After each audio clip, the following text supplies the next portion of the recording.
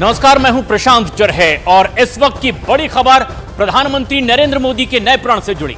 नमस्कार, मैं हूं आपके साथ सपना शुक्ला। जी हां, प्राण प्रतिष्ठा का मौका और इस पर पीएम मोदी ले रहे हैं एक प्रण और देशवासियों को भी वो प्रण लेने की बात कह रहे हैं। पीएम मोदी ने मन की बात में अयोध्या के राम मंदिर का जिक्र किया।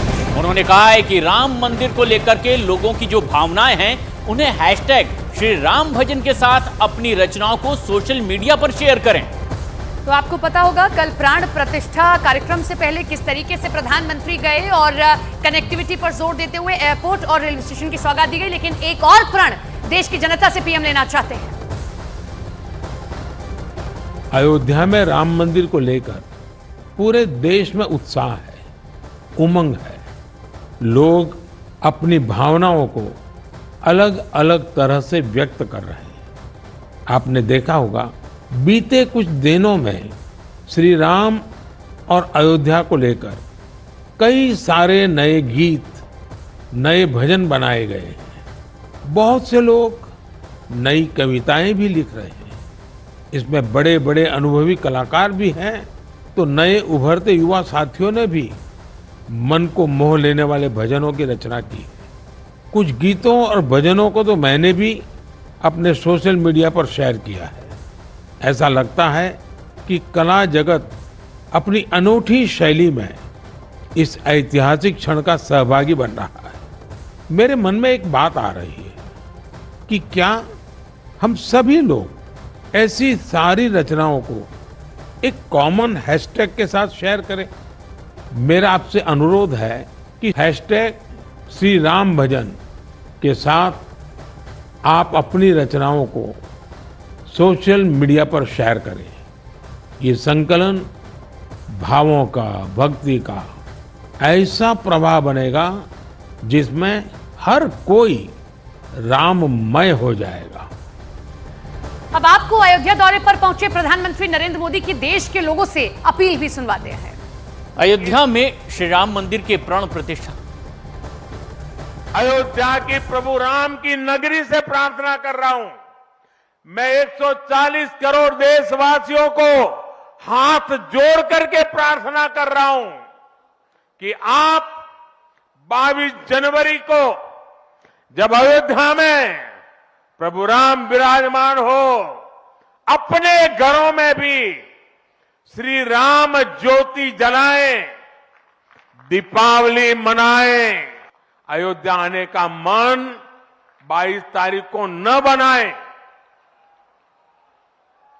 प्रभु राम जी को तकलीफ हो ऐसा हम भक्त कभी कर नहीं सकते हैं।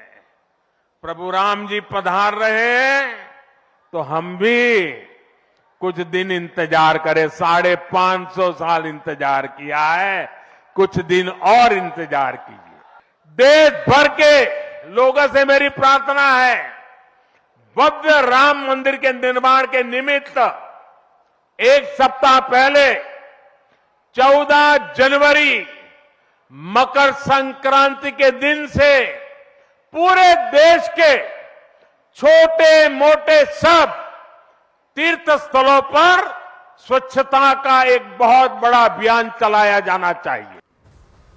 अयोध्या में श्री राम की प्राण प्रतिष्ठा पर उत्तराखंड के मुख्यमंत्री पुष्कर सिंह धामी का भी एक बड़ा बयान सामने आया है।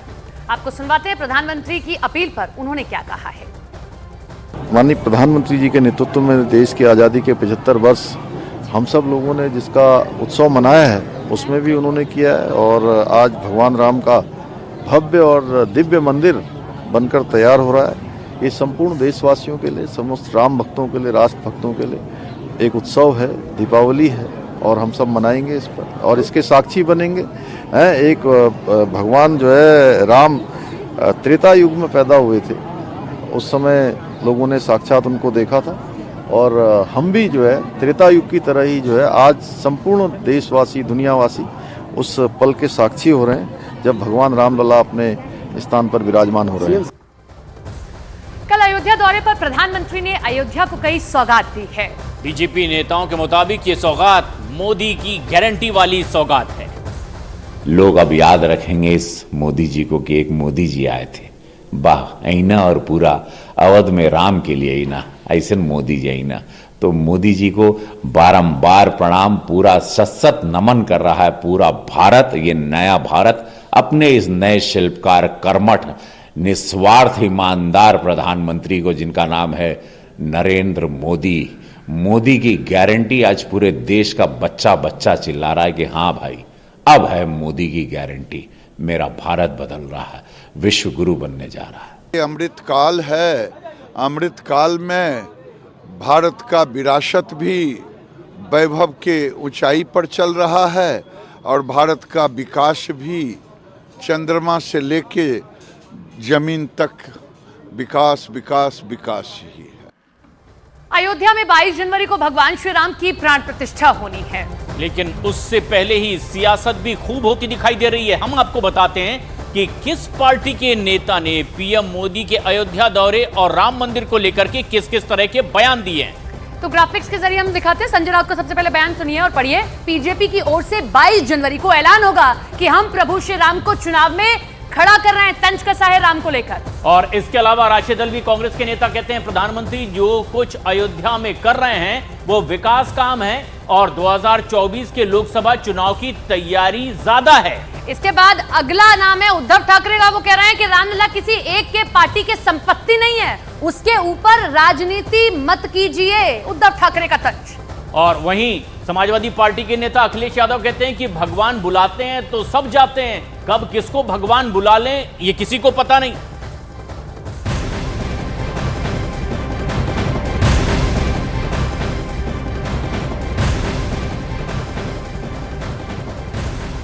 वहीं प्रधानमंत्री नरेंद्र मोदी के अयोध्या दौरे के बाद शिवसेना के उद्धव गुट के संजय राउत ने बीजेपी पर निशाना साधा है। उन्होंने कहा है कि अब तो पीएमओ अयोध्या से चलेगा क्योंकि बीजेपी को राम के नाम पर वोट मांगना है। और उन्होंने आगे कहा कि कई सौ साल पहले की तरह सरकार अब चलने लगी। पीएमओ ये अयोध्या से चलेगा, पीएमओ अयोध्या से चलेगा, सरकार अयोध्या से चलेगी, क्योंकि राम के नाम पर ही वोट मांगेगी। काम कहाँ है? कभी पुलवामा, कभी राम। ठीक है, राम भक्त हम भी है, हमसे ज़्यादा कोई नहीं है। हमने भी उस राम मंदिर के लिए हमारा खून, त्याग, बलिदान हमारे पार्टी ने सब कुछ दिया है। लेकिन इस प्रकार की राजनीति इस देश में न कभी पहले हुई थी ना होगी। तो ये तो होगा, पीएमओ बनेगा वहाँ और मंत्रालय बनेंगे वहाँ और वहाँ से ही सरकार चलेगी।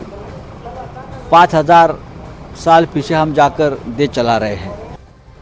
इधर प्रधानमंत्री नरेंद्र मोदी के अयोध्या दौरे को लेकर विपक्ष के नेताओं ने जमकर हमला बोला है। रामलला किसी एक की प्रॉपर्टी या एक पार्टी की प्रॉपर्टी नहीं है, वो लाखों करोड़ों जितने सारे राम भक्त हैं उनके एक आस्था और श्रद्धा का स्थान है।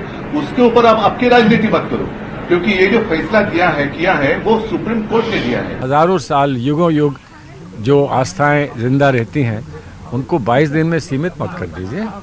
भगवान राम की आस्था में अगर वो जा रहे हैं तो उनका सौभाग्य है, और अगर राजनीति हो रही है तो वो दुखद बात है। राजनीति ना हो, भगवान राम की आस्था हो, सभी उसका सम्मान करेंगे, सभी उसको स्वीकार करेंगे। लोग अयोध्या जाएंगे, लोग भगवान श्री राम के दर्शन करने जाएंगे, भगवान श्री राम जी के परिवार जो है उनका दर्शन करेंगे, तो लोग तो जाएंगे। और ये लोग जाएंगे जिनको भगवान बुलाएंगे, और जब जिसका समय आएगा वो जाएगा।